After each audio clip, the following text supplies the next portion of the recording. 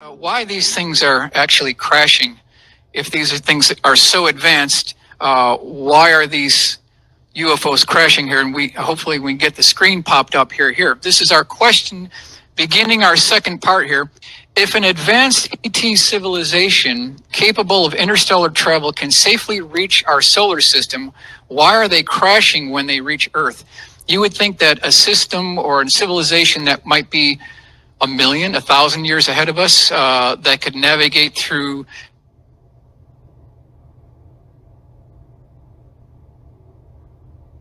how about now? There we go. Okay, so if they can navigate these gravity wells, something like a supernova, they can get through all that, but then they come here and they crash. It just doesn't seem logical. It seems like there might be an external force that's causing these crashes. We want to investigate this. This is kind of a statement here that sums up what we're going to be talking about. They are being tracked, targeted, engaged, and purposely shot down using scalar wave directed energy weapons to exploit their advanced propulsion and energy systems by rogue elements of the military industrial complex. So it's a bold statement, right? How do we prove this? Can we back this up with any paper clips, any newspaper articles? Do we have any way to back up this statement? Well, we got to go back in time. We got to take it all the way back to the 1870s and look at what Nikola Tesla was doing. What was he involved in here? So this is the Globe Gazette, July 23rd, 1934. Tesla's death ray. Nikola Tesla, a truly great inventor and successor to Thomas A. Edison as an electrical wizard, celebrated his 78th birthday with some amazing announcements. National defense could be made easy by means of powerful electric rays. Tremendous energies would be produced of such a nature that they would create walls of death around our national borders many miles high, which no enemy could get through by land or air. They could be produced by warships or by projecting plants on land. A couple of 100 miles apart, a fleet of hostile airplanes flying into this invisible curtain would be annihilated. Wow, that's something we'd like to have. This death ray that would set up a shield or shell around cities. Anything flying into that would be completely annihilated. Tesla's famous inventor announces death ray, death beam. Invention powerful enough to destroy 10,000 planes 250 miles away for use as defensive weapon only, kills without trace. This is News, July 12th, 1934, long time ago here. He has perfected a method and apparatus, Dr. Tesla said in an interview, which will send concentrated beams of particles through the free air of such tremendous energy that they will bring down a fleet of 10,000 enemy airplanes at a distance of 250 miles from a defending nation's border. Tesla's secret and the Soviet Tesla weapons. Definitely want to highlight the research by Thomas Bearden. Very interesting gentleman, talked about directed energy weapons, scalar weapons, and we'll dive into what he was researching here. What are the Russians doing at the Sary R&D site from Soviet military power back in 1985, height of the Reagan buildup? The directed energy R&D sites at Sary provide proving grounds, includes ground-based lasers that could be used in anti-satellite role today and possibly a BMD, ballistic missile defense role in the future. So that's what they were talking about here. Aviation Week, Space Technology, July 28th, 1980. Soviets build directed energy weapons. So we're building the case here as we're going through some of these articles. So this is the illustration that shows you what one of these Tesla weapons or hyperspace howitzers would look like. So you've got these spheres, which are the antennas. The different hash marks or donuts between these antennas are the wavelengths. That's connected to the power source. And so in a nutshell, that's the layout, technical layout of what one of these would look like. Now, this is the top view looking down at one of these facilities. Again, you've got left and right side are the antennas. You've got the wavelengths, you've got control and phasing, and then you've got the power unit. So that is just kind of a brief technical layout. This is the artist concept, Aviation Week, Space Technology, July 28th, 1980. Again, we see the antennas, we see the wavelength, we see the power source, just to give you an idea of what one of these things would actually look like. So how does this actually work? How would you shoot down an enemy aircraft? Or how would you shoot down an ET vehicle? According to this diagram, you're going to end up shooting out two scalar wave weapon beams. One would go out at a slow rate of speed, which is T1. The second one would come later, but is faster, and they converge at this place called T3. That's where you would want to aim your scalar weapon device to take down an ET craft almost instantaneously. And we also want to mention that when you have the word radar, it's also known as a scalar wave weapon, and that's what we're being done here. Even Harry Drew from 1953, he talked about how during the Kingman crash retrieval operation back in 1953, it was brought down by a high-powered radar system. So that checks out even from Harry Drew. This is what one of these Tesla shields would look like if you were defending Washington, D.C. or New York or Chicago. A complete system where it would be completely encapsulating one of our large cities. So how does this thing actually work? The Sari-Shigan howitzer actually is a huge Tesla scalar interferometer with 4 modes of operation. One continuous mode is the Tesla shield, which places a thin, impenetrable hemispherical shell of energy over a large defended area. The 3-dimensional shell is created by interfering 2 Fourier expansion 3-dimensional scalar hemispherical patterns in space so that they pair couple into a dome-like shell of intense ordinary electromagnetic energy. The air molecules and atoms in the shell are totally ionized and thus give off an intense glowing light.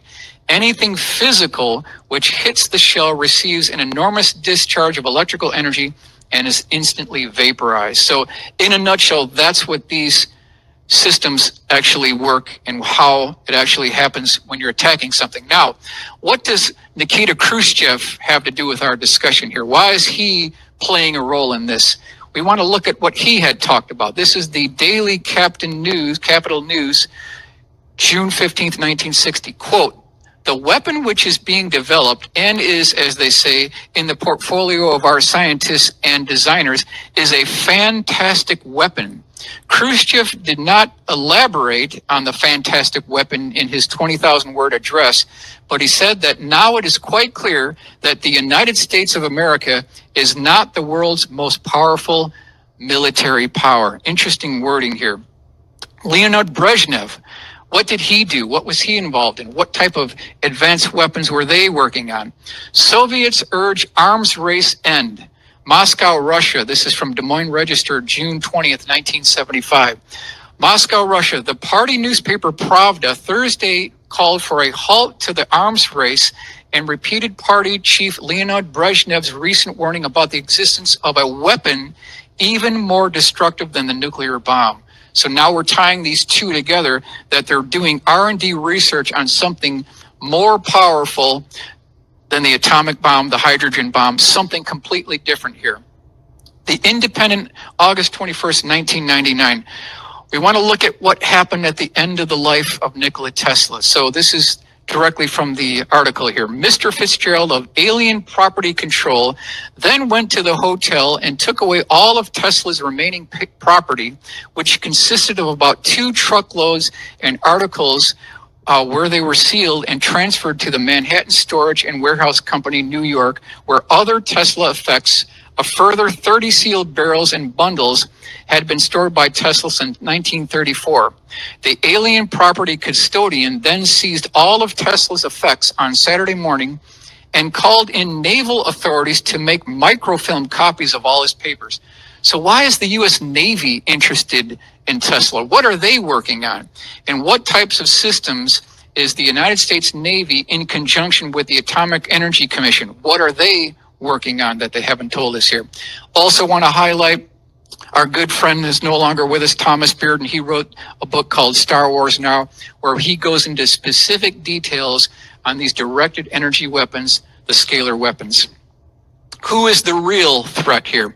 Over 75 years of human aggression toward ETs without a major act of retaliation on their part shows significant restraint and a lack of hostility.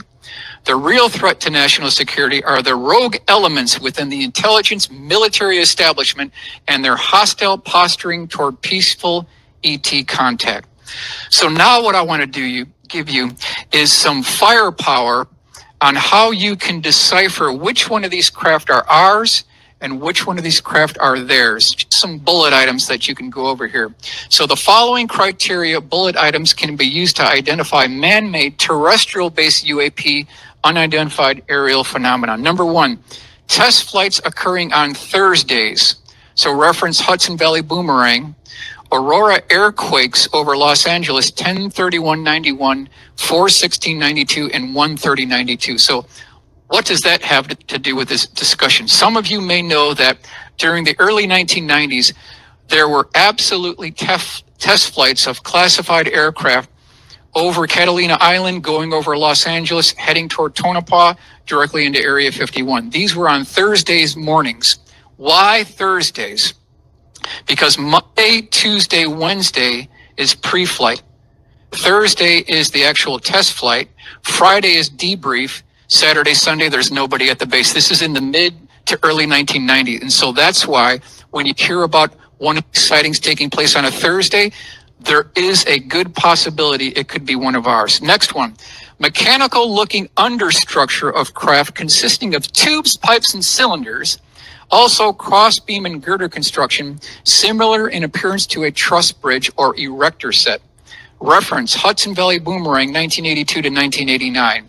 Also reference Belgium Triangle 11/7/89 and 3/30/90. Yeah, that's true, because the Hudson Valley Boomerang had tubes, pipes, and cylinders on it.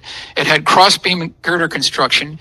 And during 1989, 1990 Belgium Triangle Way, we had 5,000 eyewitnesses that not only reported a low frequency electrical humming noise similar to an electrical transformer or sewing machine coming from these craft, but they also had these tubes, pipes, and cylinders on the bottom. So we've got secondary independent confirmation. Number three, bottom of craft resembling stacked building blocks or Legos. Southern Illinois Triangle, January 5th, 2000. We'll talk about that a little bit later here. Number four, bottom of craft composed of what appears to be HVAC vents or grill work. Monique O'Driscoll, Kent, New York, 2/26/83. She had a fantastic sighting up close range with her daughter. Number five, transparent or translucent panels on lower surface. Taconic State Parkway. This is 3/24/83. Multiple people on the Taconic State Parkway pulled off to the side of the road, got out of their vehicles. We're talking hundreds of people here. They looked up and saw this absolutely huge boomerang-shaped craft hovering directly above the treetops, very low altitude, completely, almost virtually, totally silent. And they looked up and saw these composite panels, saw inside the panels, and there was this cross beam and girder construction. Number six, multicolored flashing lights. Monique O'Driscoll sighting 2/26/83. So why would an ET craft need these multicolored flashing lights? Like the reds would go off, the greens would go off, the yellows would go off, all in sequence. Why would they need that? Next one, eight, low frequency humming noise similar to an electrical transformer or sewing machine. Hudson Valley Boomerang sighting. Belgium 89, Southern Illinois sighting 1/5/2000. They had the same type information there. Number nine, static on radios as craft enters local area, which then disappears as craft departs, aka electromagnetic disturbance. So here we're talking about a close encounter of the second kind when you've got actual physical effects. You've got car engines stalling. You've got different static on radios. You've got generators going dead. This has been confirmed by multiple people throughout decades and is within the historical record. Number 10, high intensity spotlights. We've got shining down from the craft. That was seen on the Hudson Valley Boomerang as well, these high intensity spotlights. We'll go to 11 here. 180 to 360 degree flat turns as though spinning on a turntable.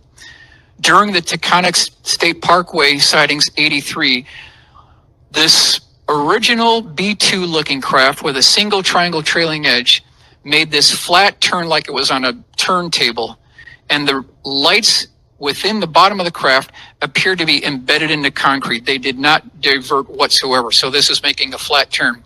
12, lights appear to be embedded in concrete as object rotates about vertical axis. Lights stay in complete formation relative to one another during turns. So if you have a group of pilots that are trying to fake a UFO sighting by flying in formation, they would never be able to do what the Hudson Valley Boomerang did, and we'll look at that too. Craft following the contour path of major freeways or expressways. Taconic State Parkway, this is back on 3/24/83. 14, evidence of fuzzy or blurred edges on outer perimeter of craft indicating the possible use of an airborne holographic image projector, and this is reference 2025 report 5.6. Radiation poisoning of local area. Cash Landrum, December 12th, 1980. Interesting case to look at too. The appearance of a spark gap mechanism or vertical electrical probes connected to the primary structure. This is a 1972 case that was pulled out of the Center for UFO Studies, 2457 West Peterson Avenue in downtown Chicago. 17, evidence of rivets or fasteners used to hold primary structure together. Helena, Missouri, 3503, we'll look at that case. 18, strobing lights that run back and forth along front, side, and rear of craft, Belgium Triangle, Southern Illinois Triangle, back in 2000. 19, craft camouflaging or hiding itself against background by using electrochromic panels, aka starfield camouflage. Reference Officer Craig Stevens, Millstead, Illinois, 1/5/2000, Popular Science, May 1997. And number 20 is interesting.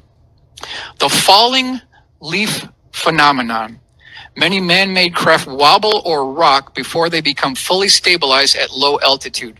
Report May 18th, 1975, Ohio. Now, just so that you don't think I'm making this up, here's the Quad City Times, May 18th, 1975. Several days later, in Adams County, Ohio, 2 police officers reported a huge UFO hovering some 200 feet above the ground, swaying in a familiar falling leaf motion. So here is the reference of this actual falling leaf motion.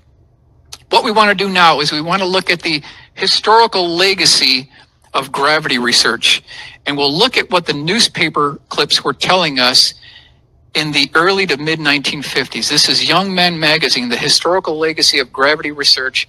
The G engines are coming. Young Men, November 1956. That's the newspaper clipping. And they had this interesting graphic here. So you've got this man, he's got fatigues on, he's got a baseball cap. Here's this craft that's somewhat seamless. There doesn't seem to be any visible means of propulsion. There's no jet engines. There's a nozzle up front, but is this the atomic aircraft that we're talking about here? November 1956. Here's our full color rendering of what this craft may look like during the 1950s time frame. So, who are the defense contractors that are involved in this research, according to the newspaper clippings here? Amarillo Daily News, November 26, 1955. Aircraft industry firms now participating or actively interested in gravity include Convair of San Diego, Bell Aircraft of Buffalo, New York, Lear Incorporated of Santa Monica, California, Clark Electronics of Palm Springs, California, and Sperry Gyroscope of Great Neck, Long Island, New York. Amarillo Daily News, November 26, 1955. Centers where pure research on gravity now is in progress in some form includes the Institute for Advanced Study at Princeton, New Jersey, and at Princeton University, the University of Indiana School of Advanced Mathematical Studies, and the Purdue University Research Foundation. So not only do we have the defense contractors that are desperately trying to crack the gravity barrier, we've got universities all around the country that are doing the same thing in conjunction. Amarillo Daily News, November 26, 1955, headline, Science launches search for gravity's priceless secret. Search on for secret of gravity. Changes far beyond atom are the prize. The initial stages of an almost incredible program to solve the secret of gravity and universal gravitation are being taken today in many of America's top scientific laboratories and research centers. A number of major, long-established companies in the United States aircraft and electronics industries are also involved in gravity research. Scientists in general bracket gravity with life itself as the greatest unsolved mystery in the universe. So again, we're building the case that they were really desperately tried to break this gravity barrier here. Gravity studied as power source, New York Times, February 7th, 1957. Jesse Vernon Honeycutt, a director and vice president of the Bethlehem Steel Company, declared, quote, "Should the mystery be solved, it would bring about a greater revolution in power, transportation, and many other fields than the discovery of atomic power." That's how critical this is. Quote, "For example, solving the mystery of gravitational force would be of tremendous import in the field of aircraft design, where the problem of fighting gravity's effects has always been basic. Experiments seek man to fly planes outside gravity." This is Amarillo Daily News, November 30th, 1955. "The current interest in America's aircraft and electronic industries is finding out whether gravity can be controlled or canceled out is not confined to imaginative young graduates of engineering and scientific schools. Aviation as we know it is on the threshold of amazing new concepts. The United States aircraft industry already is working with nuclear fuels and equivalent to cancel out gravity instead of fighting it." This is Lawrence D. Bell from the Bell Aircraft Corporation. Indoravia, November 1st, 1952, Air Force atomic engine contract awarded to Pratt & Whitney. An Air Force contract for work on an atomic aircraft engine has been awarded to the Pratt & Whitney Aircraft Division of United States Corporation. The U.S. Atomic Energy Commission is cooperating in consideration of the nuclear energy phase of this research. Now we're beginning to see that the Atomic Energy Commission is playing a role in this whole tapestry of gravity research. Spaceship marvels seen if science can outwit gravity. This is November 29th, 1955, mid-50s time frame here. Many in America's aircraft electronic industries are excited over the possibility of using its magnetic and gravitational fields as a medium of support for amazing flying vehicles, which will not depend on the air for lift. Spaceships capable of accelerating in a few seconds to speeds many thousands of miles an hour and making sudden changes of course at these speeds without subjecting passengers to the so-called G-forces caused by gravity's pull are also envisioned. So here is the first mention of these craft making these tremendous 90-degree right angle turns, and the occupants aren't subject to these incredible G-forces. This is exactly what the witnesses are telling us, where these UFOs are making these tremendous 90-degree right angle turns. This one I really like. This is November 9th, 1957, Amarillo Daily News. "The jet age is already obsolete. You old men of 25 or 30 years still plodding along in the jet age, wake up. Jet propulsion is obsolete. The Sputnik will shortly appear as crude as the wax wings of Icarus." I just love the wording here. "We are entering the age of anti-gravity space travel. Spherical craft made weightless and propelled by anti-gravity engines may soon attain almost the speed of light, 600 million miles per hour. This is not a dream. Since 1953, the Canadian government has been working on Project Magnet. At least 14 U.S. universities and other research centers are trying to crack the gravity barrier. Teams of researchers and engineers from 4 major American aircraft companies have anti-gravity designs and data on their drawing boards, proving that whatever goes up does not have to come down. Conquest of gravity, aim of top scientists. One almost fantastic possibility is that if gravity can be understood scientifically and negated or neutralized in some relatively inexpensive manner, it will be possible to build aircraft, Earth satellites, and even spaceships that will move swiftly into outer space without strain beyond the pull of Earth's gravity field. They would not have to wrench themselves away through the brute force of powerful rockets and through the expenditure of expensive chemical fuels. So, again, we've got to go back to our Apollo 11 reference. We've got 7,700,000 pounds of static thrust on the Saturn V booster first stage. What do we need this for if they're already talking about this stuff back in 1955, long before Apollo 11? And that leads us to January 28th, 1986. Was Krista McAuliffe briefed on these clippings? Did she know what they were working on, these universities and these defense contractors? Electricity for space exploration. This is from Ryan Aerospace, February 1962. I want to give you a heads up. What are these people working on? What configurations are they working on back in 1962? They're working on these craft. This is from their own documentation. Within the next 10 years, electric propulsion will play a leading role in making extensive space trips possible. And this is the configuration that they're coming up with here. Engineers aiming to flout gravity. Elimination of interference from transspatial pull is goal. This is Miami Herald, December 2nd. 1955. The Wright brothers proved that man does not have to be earthbound. Our next step will be to prove that we can operate outside the Earth's atmosphere, and the third will be to operate outside the gravity of the Earth. This is Lawrence D. Bell. I firmly believe that before long, man will acquire the ability to build an electromagnetic contragravity mechanism that works. Much the same line of reasoning that enabled scientists to split up atomic structures also will enable them to learn the nature of gravitational attraction and ways to counter it. Grover Loaning. This is the first graduate of aeronautics.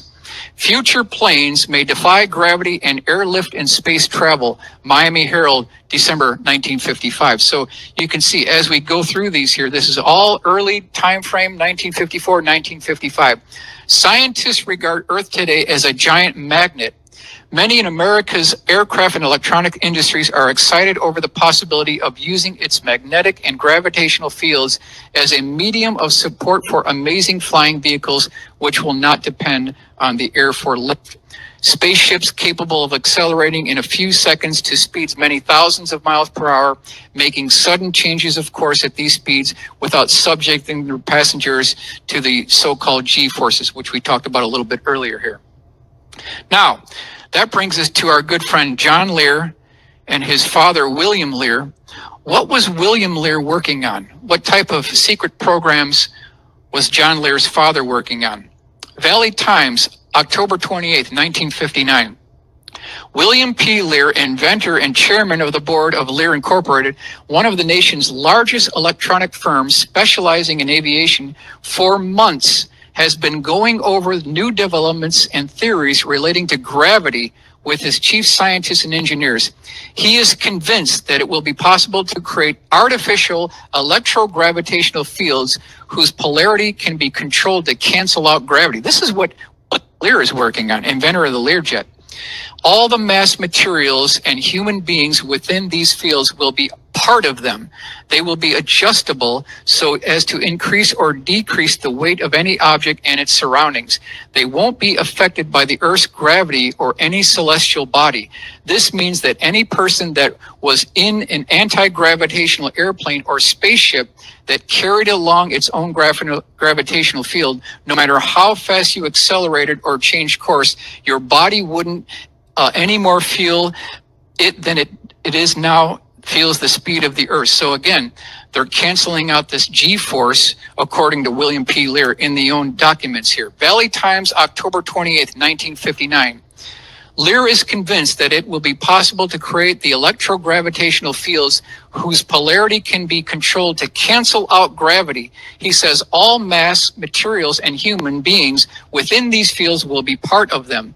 They will be adjustable, and this is what we talked about before. So if you're within these fields, you wouldn't have to be slammed against the side of the spaceship. You'd be completely devoid of these forces. October 20th, 1959, Valley Times. If a spaceship is capable of creating its own gravitational field, and if this is the controllable, the ship will accelerate as long as the field is there. The acceleration will depend entirely on the strength of the field. With gravitational or G field propulsion, a spaceship could be at rest at one moment and be traveling at near the speed of light the next instant, and the occupants of the vehicle would be unaware they had moved. This is exactly what the witnesses are telling us here. Scientists begin work to break gravity barrier. Miami Herald. This is November 30th, 1955. Scientists taking first steps in assault on gravity barrier. Again, 1955 timeframe. Air transportation standing on threshold of new concept. America someday may be able to explore outside forces of gravity. Again, this same 1955 timeframe here. The current interest in America's aircraft and electronic industries is finding out whether gravity can be controlled or canceled out is not confined to imaginative young graduates of engineering and scientific schools. Some of the two industries' most experienced and highly regarded leaders today are engaged in theoretical research relating to gravity and universal gravitation. Their basic aim is eventually to build hardware in the shape of planes, Earth satellites, and spaceships, which can go where we want and we do want without interference from gravity's mysterious transspatial pull. So now we know what they're working on. We've seen the documentation. We've looked and considered at the newspaper clippings from the mid-1950s. We want to take a look at some of these man-made craft that would actually incorporate the technology from the defense contractors, the universities, the Lear Corporation. What would these things look like? Covert man-made craft cases. We want to look at some of these cases here. Now, I want to introduce you to Eddie Laxon. This is a very interesting case. This is March 23rd, 1966, Temple, Oklahoma. This is a Project Blue Book case, Air Force case. This is not one of my cases, the official Air Force Project Blue Book case. Eddie Laxon is an electrical engineer. He's going down the road, and hopefully we'll get this back up on the screen here. And it's about 5:05 in the morning, and he's got his headlights on. The sun is still coming up over the horizon, so it's still a little bit orange out. And all of a sudden, his beams of the car hit this craft, and he sees this strange bowling pin that's tipped up at 90 degrees. It's sitting horizontally. And we'll go off to the right here. On the far extreme right of the craft was a bubble transparent canopy that looked like it was taken off a World War II B-26 bomber. Just after that, there were two beaming spotlights that were protruding forward. There were another two beaming spotlights that were vertically going down toward the road. The whole craft was supported on what looked like pogo landing gear about 3 feet off the deck itself. Now, after the pogo landing gear on the forward section, there was an air stair door. And standing right next to the air stair door was a man, not an ET, not an alien. There was a man. He was wearing two-piece military green fatigues. He had a baseball cap with his bill turned up, and he was shining a flashlight toward the bottom of this air stair door. Above the air stair opening was a stinger or spire that swept back toward the tailing edge of the craft that terminated into an 8-inch diameter sphere, which is important. Just after this section, there was a 3.5-foot diameter port. This is a starboard window that was divided into 4 equal pie segments. And after that window, written in black letters vertically, TL4768 written on the side of the craft. At the very end of the craft, there were 2 control surfaces that appeared to be way too small to be aerodynamically efficient. So he is shocked at seeing this entire scene. Runs out of the car, goes back to the trunk, just about ready to open up the trunk when this military fatigue man gentleman climbs up the air stair door. There's a high-pitched drilling noise. This craft levitates off the ground and takes off like a spark on a grinding wheel. This is back in 1966. Long before Apollo 11. So here is his original sketch of what this craft looked like. You can see the air stair door. You can see his dimensions. You can see the TL476 written on the side of the craft. This is absolutely the clearest sketch from the gentleman himself that I could definitely find. This is definitely. Now, what's interesting here, if you look at the dimensions, he said it's 8 feet high and 75 feet in length. If that's true, then his drawing is out of scale. I mean, we've got to give him credit. There wasn't any room. He couldn't go to 75 feet. So I took a look at this sketch very carefully, and then I considered the 12-page United States Air Force Project Blue Book report. I put those two together, and I came up with this drawing. It gives you a real good, accurate representation of what this thing looks like. Now, I also would mention that this man wearing the two-piece military green fatigues, he had ranking insignias or bars on his shoulders, indicating another piece of evidence that this is a man-made technology. So what is this spire here that we're seeing on these craft? A lot of these UFOs have prongs and protrusions out of them. They have spheres at the back end. Now, what are these things? Is this just here? There has to be a reason for these prongs and protrusions. So what is the purpose of this? So I started digging into electrical components, high voltage electrical components. If you look at a Wimshurst generator, you can see on the right here, they have a discharge sphere, which helps to dissipate static electrical fields. Is that what Eddie Laxon was describing? Is that what he saw back in 1966? Here's his original map from Project Blue Book. This is the road where he saw it on here. You can see the intersection. I want to take you to the Google Maps. Here's the map where this thing actually took place. Now I want to take you within plus or minus 20 feet, or where this entire sighting went down. And I believe this is plus or minus 20 feet. So if we were here back on March 23rd, 1966, at this exact time, at this exact location, we would have seen the exact same craft that Eddie Laxon had seen. Here is the official Project Blue Book index card, just to know you, this is an actual case here. I'm not going to read the whole thing, but observer spotted object parked on highway in front of his car. Observer stopped car and got out to investigate, but as he got close to the object, a man apparently entered the object, and immediately the object began to rise from the ground. This is from Air Force Project Blue Book. So then I started digging and pulled up these newspaper clippings. Temple man meets UFO on highway. Lawton Morning Press, March 24th, 1966. Another one, strange flying object sighted. Wichita Falls, Times, March 23rd, 1966. We'll look at some bullet points here. William Eddie Laxon was a pilot since 1941. He had 8,000 hours of flight time and taught a course in aircraft recognition, the kind of guy that you want on your team as a reliable witness. Number two, object rose from the ground with the sound of a high-speed electric drill, hissing geese, or of a welding torch. That's something we hear many times, where there's high-pitched drilling noise before these things take off. Number three, the craft caused the hair on his arms and head to stand up. Yep, we've heard of that too. Around these localized areas where these craft are seen, there's a static electrical field where the hair on your chest and the hair on your arms can stand up. Number four, the man standing next to the craft was wearing GI fatigues and had chevrons on his uniform. Doesn't sound like an ET or alien to me. Number five, Laxon stated that he would recognize the man if he saw him in Oklahoma City tomorrow. That's how close he was to this gentleman. Now, Houston Post, April 10th, 1966. Laxon, who is familiar with aircraft, said he had no thoughts about the craft being from outer space or even from another country. Quote, it's an American piece of machinery, he said. It's nothing foreign. So according to this reliable witness with a military, with a pilot background, he thought it was one of ours. Object sighting now Rude. That's him up on the right-hand corner. The Daily Oklahoman, March 1st, 1971. We're going to look really quickly here at what he had to say. Quote, what I saw was definitely not from space. The man was wearing fatigues and had a cap with the bill broken up like Air Force mechanics wear, Laxon said.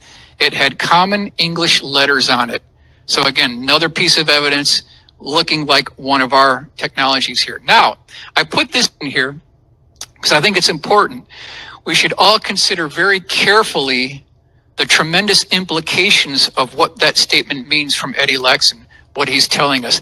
The implications are absolutely staggering, because if Eddie Laxon is reliable, if he's truthful about the sighting, then again, what was all this about then?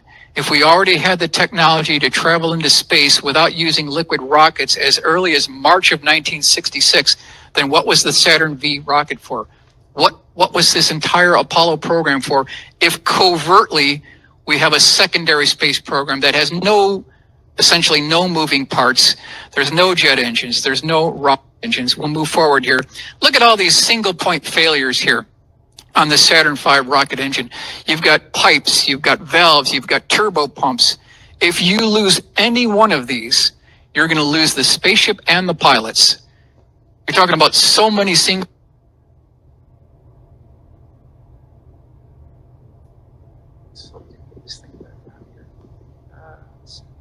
We're back on? We're back on. Good. Okay. Next one. Total combined thrust, 7.5 million pounds. This is just the way of the dodo bird. This is just obsolete technology. We're looking at an obsolete deal here. We're still using liquid rockets. After all this time, we don't have a better way to get to space? Is someone pulling something over on us? Are we being played fools? We've already looked at the technology. They appear to have made the breakthrough. This is what the newspaper clippings are telling us. February 3rd, 1983. This is Mobile, Alabama. Primary eyewitnesses driving down the road. It's at night. It's about 9 p.m. She's returning home. She hears this boom noise. Car starts shaking. She pulls off to the side of the road, thinking the transmission fell out. She looks under, and the transmission is still there. Everything seems to be okay. She gets back in the car. She keeps driving about another half mile down the road, and she sees this craft parked off to the right-hand side. This thing was about 210 feet long, 80 feet high. We'll start at the top here. It had a wraparound section that was transparent. Just after that wraparound section, there were multiple humanoid-looking beings that were wearing a one-piece tight-fitting flight suit. They had oversized head. Just after that section was another one of these wraparound windows. Coming further down, there were these box-like sections with these protrusions sticking out, almost like what Eddie Laxon had talked about, these protrusions. She also mentioned that there was a door closing from right to left, and she could see an asphalt road, and on the left-hand wall, she said that there were tubes, pipes, and cylinders on this left-hand wall, identical to what we talked about on the Belgium Triangle. Now, she also mentioned that this whole entire craft had hundreds of these porthole windows, and she could look through one porthole window all the way through the craft to the other side, and she said it reminded her of a cross beam and girder construction, something that you would see at an East Coast shipping yard where they're building a battleship where you've got all these bulkheads and stringers. That's exactly what she said described inside there. The entire exterior skin of the craft was held together by rivets, according to the report. On the bottom of the craft, there were multiple 12-inch by 12-inch highly polished mirror reflective devices, and there were two gondolas with the same 5'10" beings with these one-piece tight-fitting flight suits. We'll go to the other view here. Now you can see this door closing from right to left. She got a real good look at this thing. Now, just to give you the reference, here's where I got the information. APRO Bulletin, Volume 32, Number 2, 1984. They had a 3-page report that goes into great detail on this particular case. Next one, September 10th, 1976, Calusa, California.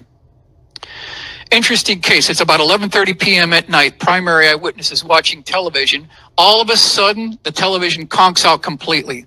Concurrently, the air conditioning unit conks out at the exact same time. So he goes up off the couch, goes to the back of the house, opens up the circuit breaker box. Things seem to be okay there.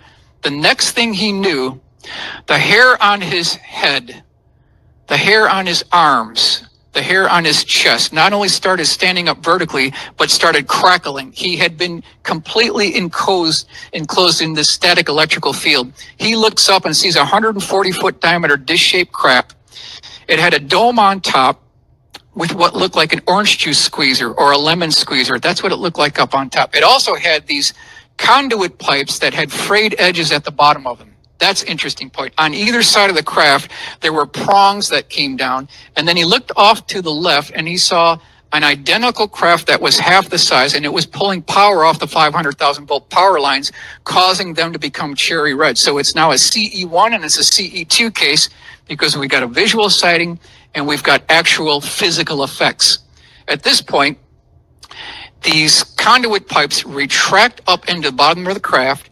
These gooseneck lights pop out, and this is the point where we go to the drawing here. Sun Herald, Calusa, California, May 29th, 1979. Now, these conduit pipes, they remind me of ramen noodles. That's the good terminology here. So we've got these ramen noodles hanging down from this craft, and they have frayed edges on them. So I'm thinking, what in the world are these ramen noodles doing on the bottom of an extraterrestrial spacecraft? So we're going to do a zoom up here, enlargement of these craft. So when I gave a lecture at the MUFON Symposium last year, this gentleman came up to me and he said, Mike, I know what these things are. I said, tell me, what is it?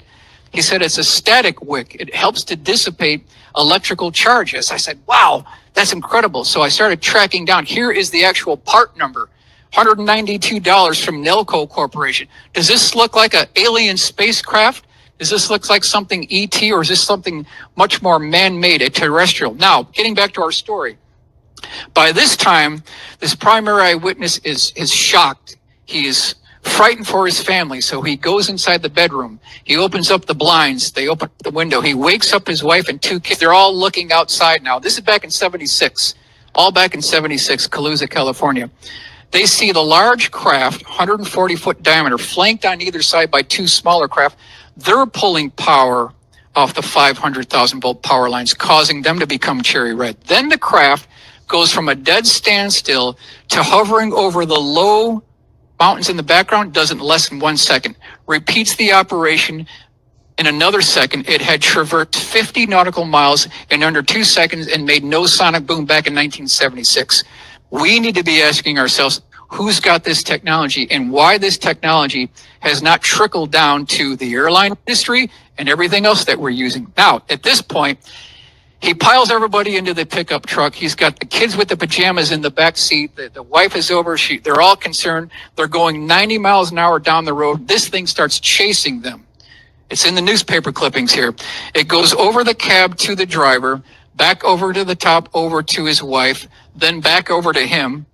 We'll go to the newspaper clipping here. This is San Antonio Express, February 6, 1977. Family tells of terror as UFO chase car at 90 miles an hour.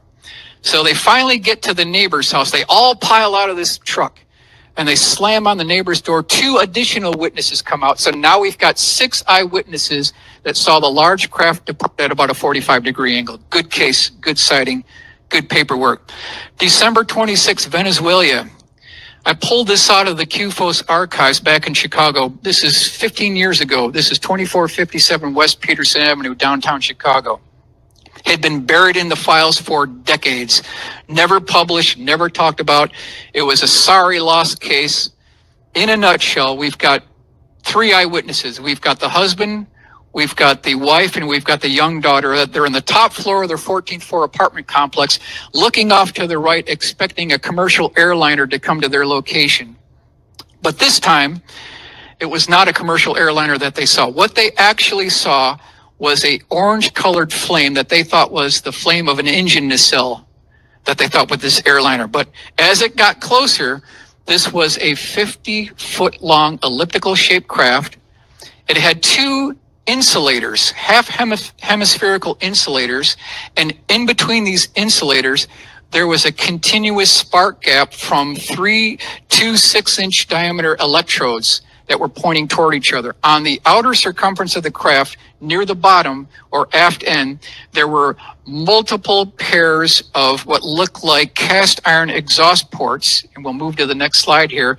Here is the drawing of what this craft actually looks like. You can see these cast iron exhaust ports, and you can see these half hemisphere insulators with the electrodes going back and forth with this blue continuous spark gap mechanism. Now, he also mentioned that there were these lasagna noodle flames coming out of these cast iron exhaust ports. I'm going to give you the view of the hemispherical dome shapes with the electrodes. That's the blue coronal discharge that was going on between these two.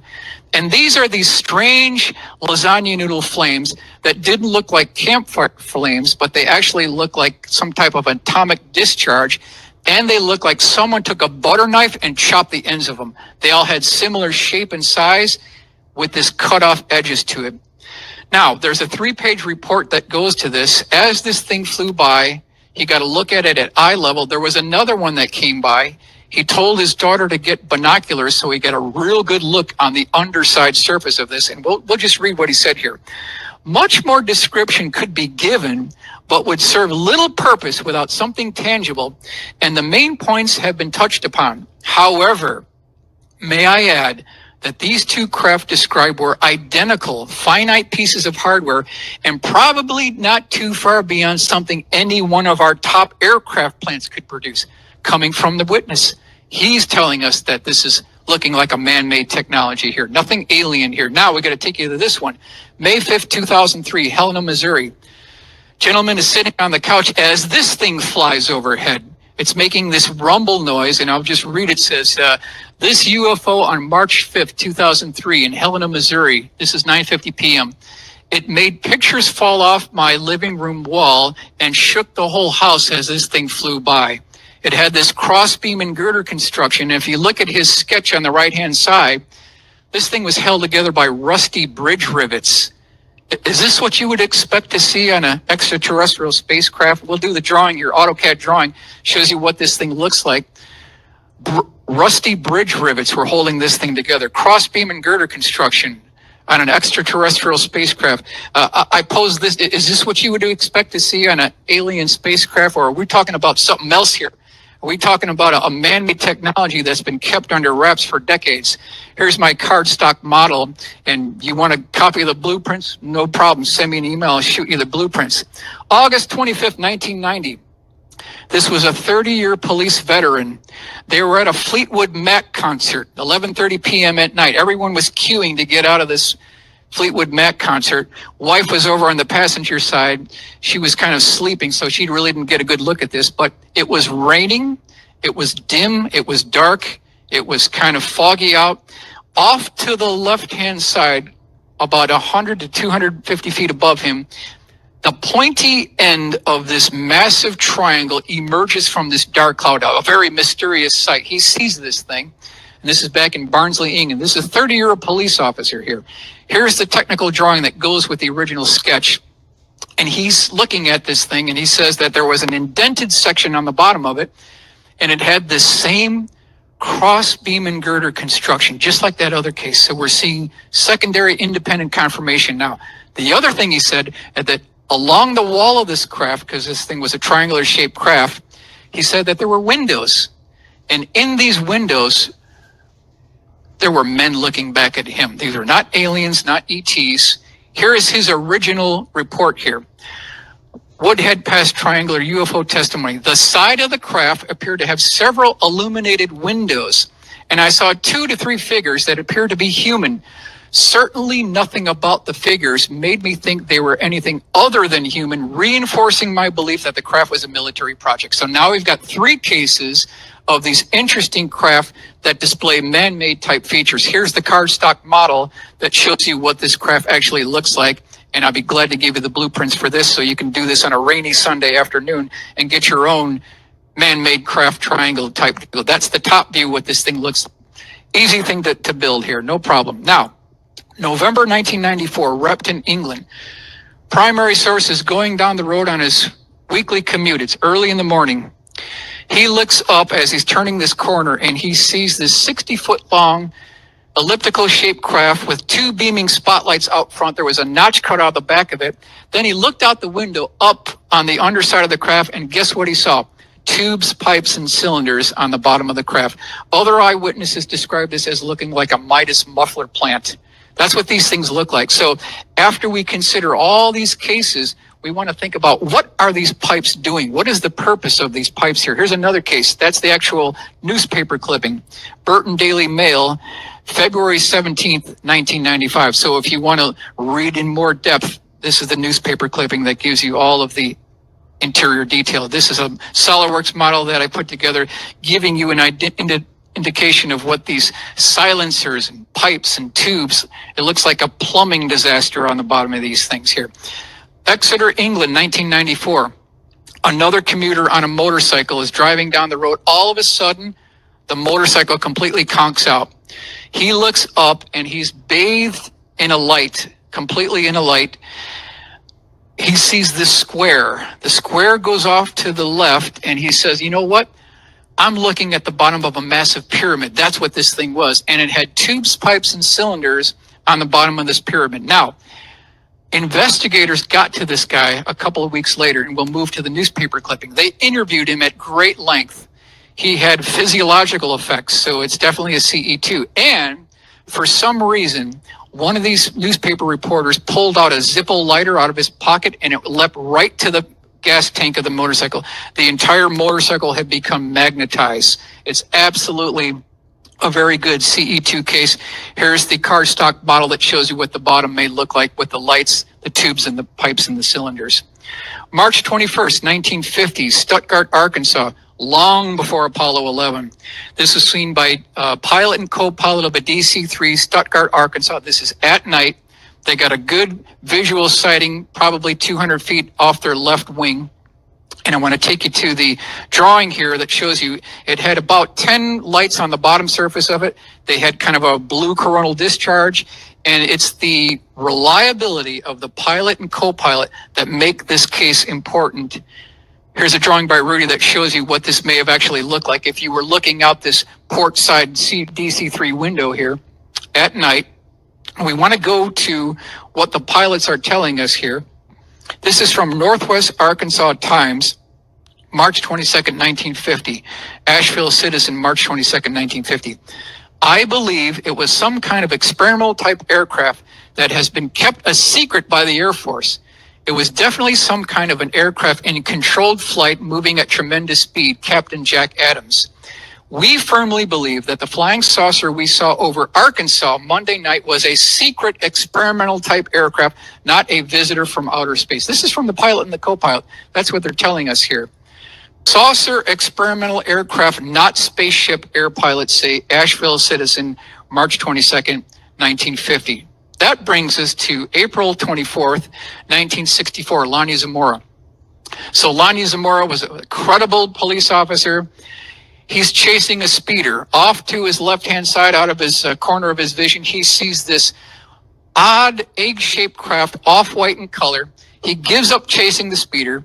He goes over this rocky hill near Dynamite Shack, and when he gets there, he sees this very interesting egg-shaped craft. It has an insignia on it. It has two small-statured test pilots that were wearing a one-piece tight-fitting flight suit. And then when he gets to their vicinity, they climb up this ladder. There's a banging noise like someone closed a door. Then a few seconds later, there's another banging noise like someone's engaging a mechanism for that door. Then there's this high-pitched roar. There's a blue-colored flame that takes up, and then this thing departs. This is back in 1964. Here's another artist's rendering of what this looks like. So here's another question. What is this, a man-made craft? Is this an ET craft? If we look at the evidence, what does the evidence point us to? Here is the actual insignia that was seen on the side of the craft. It was an inverted V with 3 hash marks. That is the actual insignia that was shown. Now, why is this important? This is the map of White Sands Missile Range. If you look in the upper left, you've got Socorro, New Mexico. If you go to the bottom section where you have the legend there, you can see that it is 5 nautical miles to the western wall of the northern part of White Sands Missile Border Area. Is that coincidental? We've got an interesting looking craft that's right within the boundary of White Sands Missile. Is this a test that went wrong, or is there something else going on here? Now, take a look at the footprint here. I ask all of you, does this look like the footprint of an extraterrestrial spacecraft? This is the mold that they poured in here with plaster Paris. If you do a reverse and you do a SolidWorks rendering, you're going to end up with something that looks like this. Look at all the 90-degree corners here. Look at all the sharp edges. It looks like someone took this on a milling machine and milled it out of solid billet aluminum. That's what it looks like. That's what the witnesses are telling us that this thing looks like. Doreen Kendall was a nurse. She was at the Duncan, Vancouver, British Island Hospital. This is January 1st, 1970. She was caring to one of her patients. It was at night. She was on the 3rd floor of the children's ward at the hospital, and she noticed that one of her patients was getting a little bit restless here. So she went over to the window. She opened up the drapes, tried to get some air in there, and she had the shock of her life. This craft was parked right outside the window, like 10 feet outside the window here.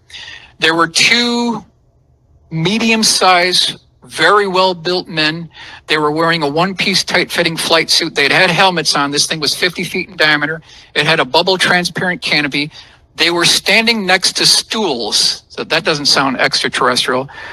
They also were standing very near this control panel that had buttons and switches and dials and levers. Now, the one on the far side turned and looked at Doreen. They actually had visual contact. At that point, this being turned to the side, he tapped the shoulder of the other gentleman within this bubble transparent canopy. He pulled this lever once, back again, and then one more time, and then this thing took off at a slow rate of speed. This is back in 1970. Here's the newspaper clipping. Times Colonist, January 5th, 1970. Human-like pair, craft hovers 50 feet from the hospital. Very good close range.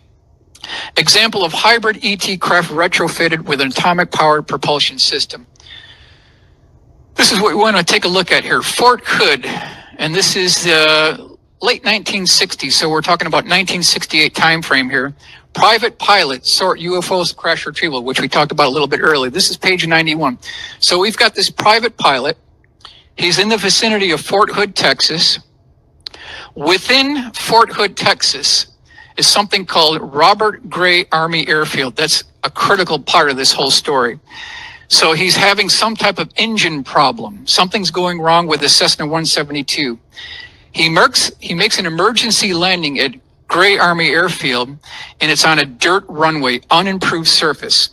Within 15 seconds, he is met by some interesting personnel here, and we want to consider just a couple of quotes about this Gray Army Airfield, Fort Hood, Texas area. This is from researcher Tarmy Blond.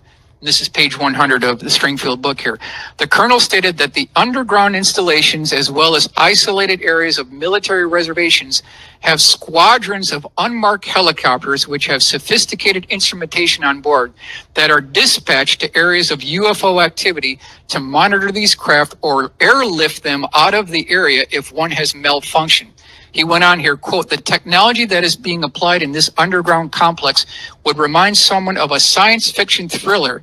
It is unbelievable what they know and can do from this area. So back to our story here. We've got multiple reports of UFOs coming from this area, and they're being escorted by military helicopters like CH-47 Chinook double rotor helicopters. That's what are escorting these UFOs. So here we've got our Cessna 172 pilot. He made this emergency landing, and then he's met by these MPs with these pistols pointing directly at him. While all this is going on concurrently, this absolutely huge 400 foot by 400 foot bypass door opens up. No one would ever know it was there because on the upper texture of it, it had rocks, it had leaves, it had shrubbery, it had low shrubs, a couple of trees. You would never know it there. It's because it blends in with the background. Now, as this bypass door opens up, he could see that there was a Cray computer system there. We also know that we could have CH-47 helicopters there, and then we'll take a look at the Cash Landrum incident much later. So this is what this gentleman saw at this particular location. Here is the rendering of what this underground runway looks like. So what they were doing is this could be used as a staging area for C-130 cargo aircraft landing at this absolutely huge underground facility. You can see here we've got the Cash Landrum craft, we've got the Eddie Laxon craft, we've got other vehicles, and we've got the CH-47s at this underground facility. So that takes us to December 29th, 1980, Huffman, Texas. We've got Betty Cash, Vicki Landrum, and Colby Landrum. It's about 9 p.m. at night. They're driving down the road. All of a sudden, something that looks like a double ice cream cone parks itself right in front of their vehicle. Betty Cash stops the car. It's at night. This is December. It's cold out.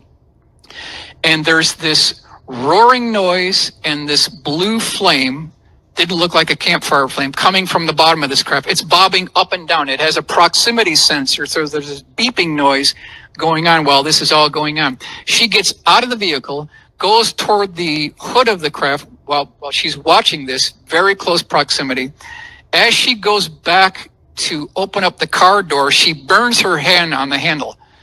And then when she goes back inside, it was so hot they had to turn the air conditioning on. This is in the height of winter here. Within about 3 minutes, as this craft is departing, there are no less than 23 double rotor CH-47 helicopters that are chasing after this thing with spotlights. This is December 29th, 1980, Huffman, Texas. Within an hour of all three witnesses getting home, they all suffered the acute effects of radiation sickness. So is this an example of a atomic powered craft that had a hull breach on the side of it that was spewing out fissionable material? Here we have the newspaper clippings. Clarion Ledger, December 25th, 1983. What did three Texans encounter? We've got Betty Cash, Vicki Landrum, we've got John Schuessler, and also Colby Landrum. Here's the map, trace effects, Florida Today, December 4th, 1983. Betty Cash lost all her hair. Her nails fell out. She had sickness all the way till the time that she passed away. This case made it to court, but it was never heard by the judge. So to this day, Betty Cash, Vicki Landrum, Colby Landrum, they never got their day in court. They never had a hearing. So this is something that we should actually follow up on here. Now, we want to talk about some examples of ET craft here. Quick one, USS FDR. This is Guantanamo Bay, Cuba, 1958. It's at night. It's 9 p.m. There is absolute commotion, pandemonium. There's yelling and screaming below decks. All these naval personnel are trying to get to the upper flight deck of this aircraft carrier, USS FDR. Absolute chaos. When they finally get there, this is what they see. This is an original drawing from Chester Grzinski. He's no longer with us, but he was there. He saw this all go down. There were 25 naval personnel on the flight deck of this aircraft.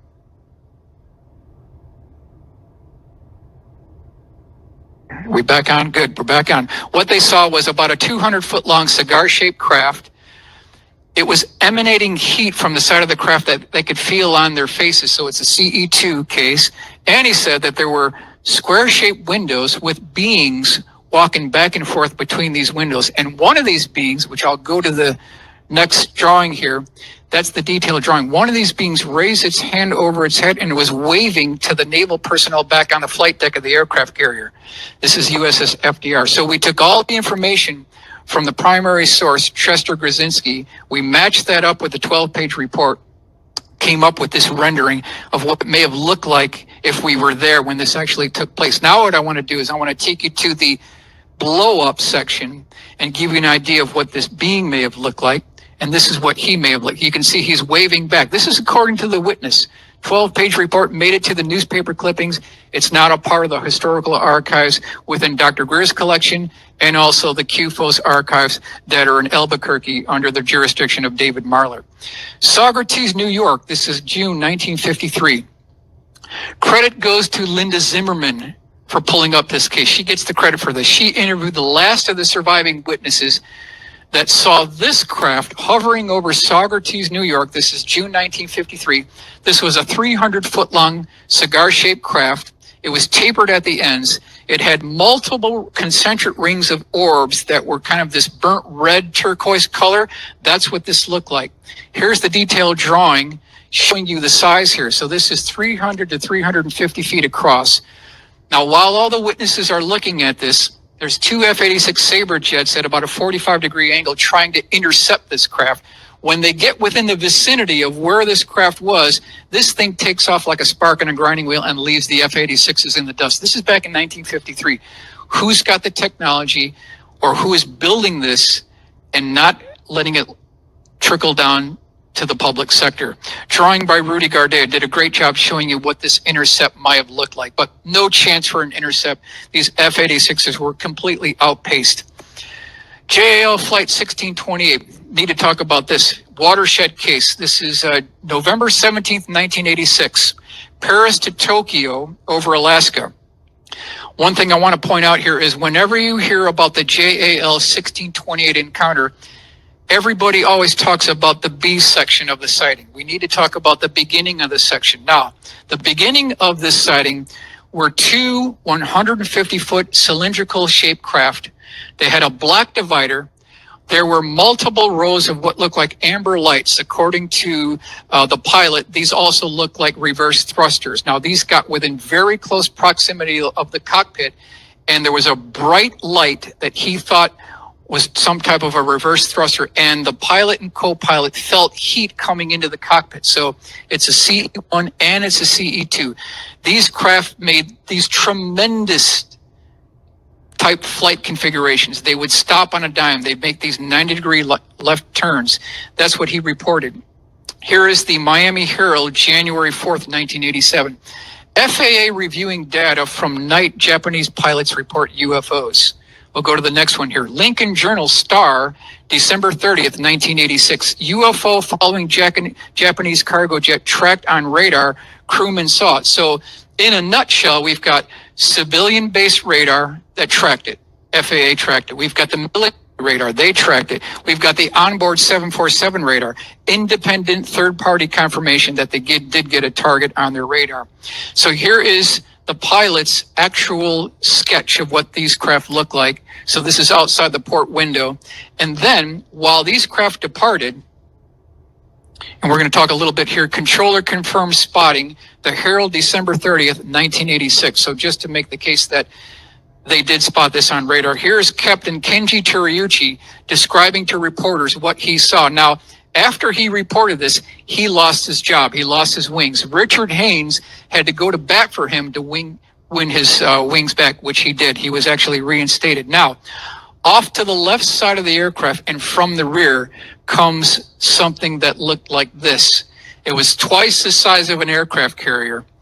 And the pilot radioed ATC and said, you know what, we've got this thing off our left wing. Will you allow me to do a 360? They gave him clearance. He turned the entire 747 around in mid-flight. It stayed locked to his position and then departed.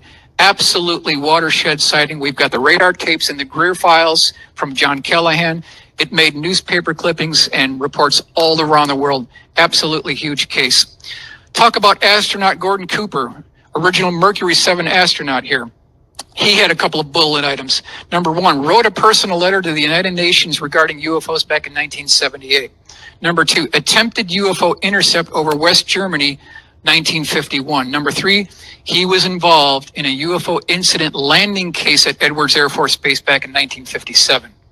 We'll go to the first one here. All of this can be read in his book, Leap of Faith. So if you want to get all of the inner working details on his sightings, he wrote a book. He was very outspoken about his UFO encounters. So it's West Germany, 1951.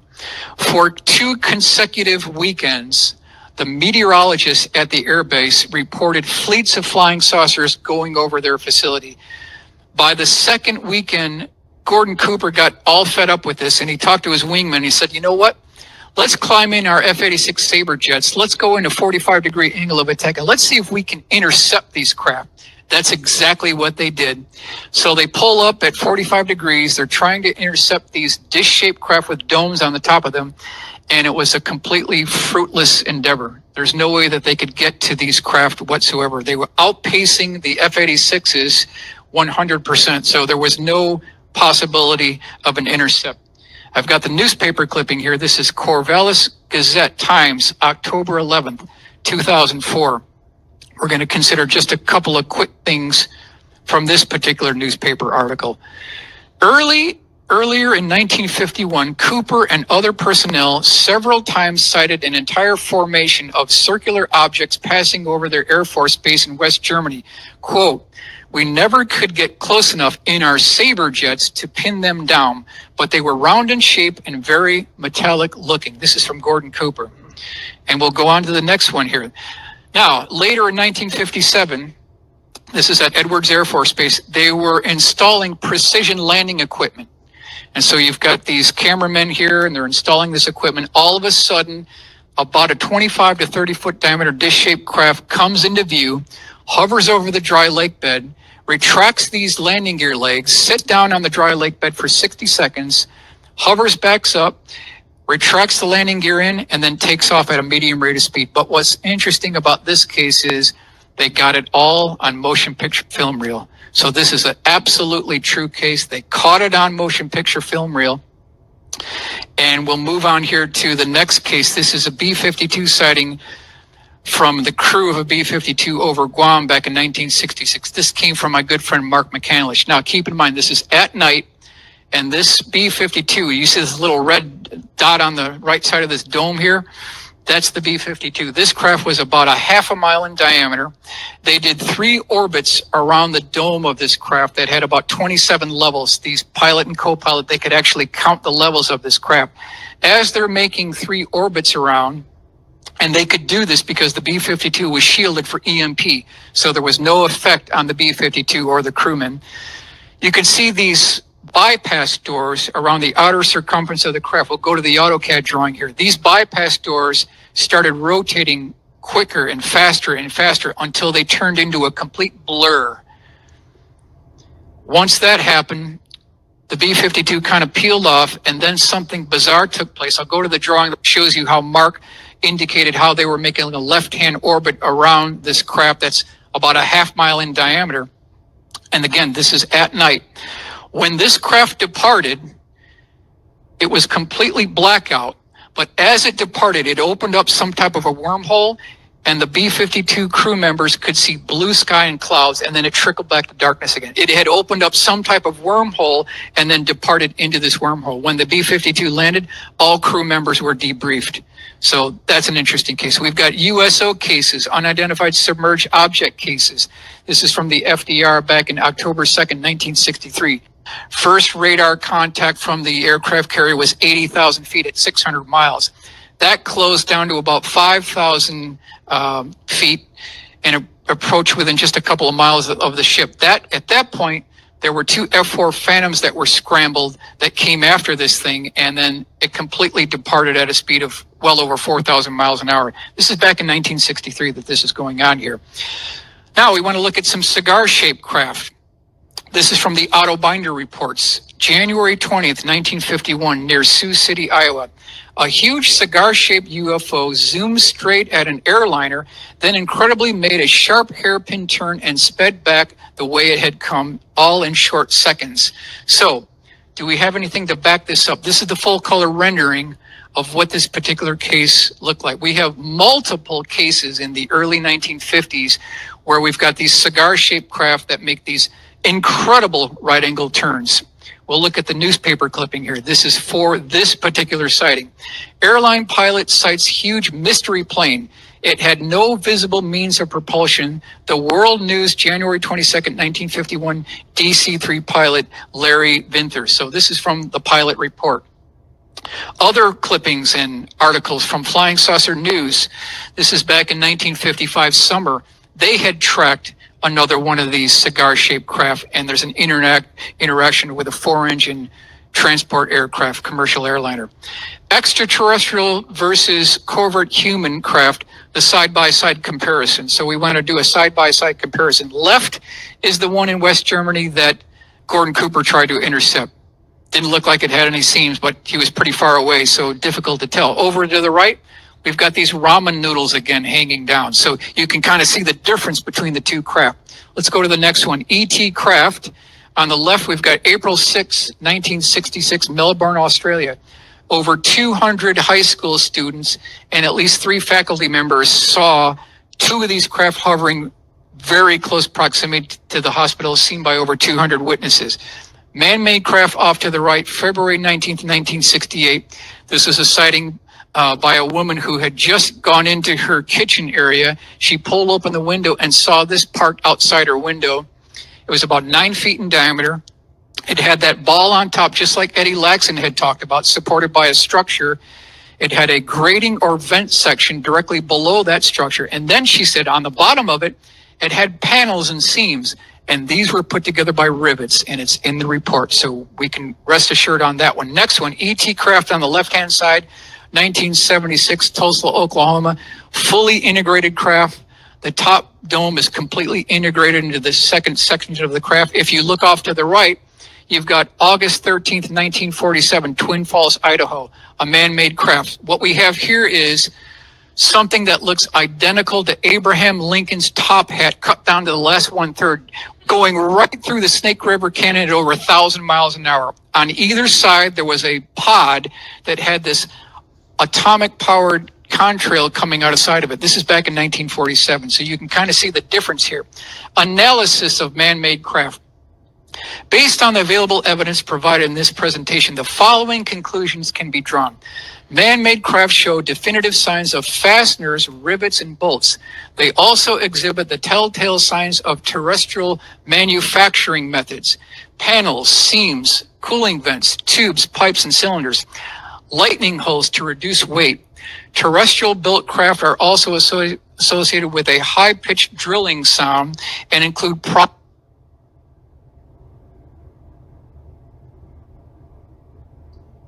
doing that. Are we back? Okay, good. Electrical equipment. Analysis of ET craft. ET craft exhibit a smooth, featureless, continuous contoured exterior appearance. They don't show signs of fasteners, weld seams, CNC machining, or tool marks. ET craft appear rock solid during low altitude stationary flight. They don't show signs of tilting or wobbling. ET craft are virtually always silent and don't exhibit multicolored lights that flash in sequence.